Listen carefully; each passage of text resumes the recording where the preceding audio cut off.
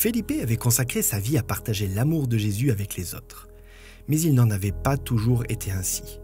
Autrefois, Felipe avait cherché à avoir avec Dieu une relation qui ait du sens, mais il ne semblait pas l'avoir trouvée dans les églises qu'il avait fréquentées. Un jour, Felipe passa devant une boutique et vit dans la vitrine une casquette qui attira son attention. Parce qu'il était amateur de casquettes de baseball intéressantes, il entra dans cette boutique et l'acheta sans se rendre compte de la signification du logo brodé sur la casquette. Toute la journée, ses collègues lui demandèrent s'il connaissait le sens de ce logo, mais il l'ignorait. Quelqu'un vit sa casquette et lui demanda s'il était adventiste. Il répondit « Non, je ne suis pas adventiste ». Mais les questions des collègues de Felipe avaient réveillé sa curiosité.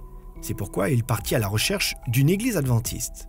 Il vit un homme qui vendait du jus d'orange et lui demanda s'il savait ce qu'étaient les adventistes. « Je suis adventiste », répondit le vendeur d'oranges. Et il invita immédiatement Felipe à venir à une église adventiste le week-end suivant. Felipe accepta. Lorsque les deux hommes arrivèrent à l'église, Felipe se sentit accueilli et décida d'y revenir. Peu de temps après, Felipe se sentit si sûr d'avoir trouvé l'église de Dieu et en même temps le plan de Dieu pour sa vie, qu'il demanda à se joindre à l'église adventiste. Dieu a 1000 manières d'attirer l'attention des gens.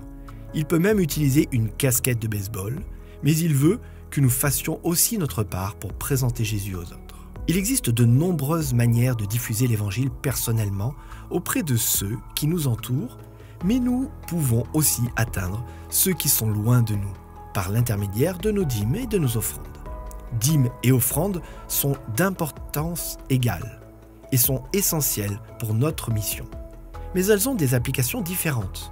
Tandis que la dîme ne peut être utilisée que pour soutenir financièrement le travail du corps pastoral autorisé dans le monde entier, les offrandes ont un éventail plus vaste d'utilisation. Elles couvrent toutes les autres dépenses de notre mission.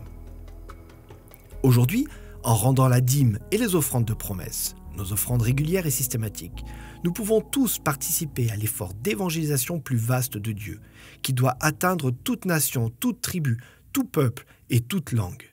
Puissions-nous mettre nos désirs à la dernière place et Dieu à la première.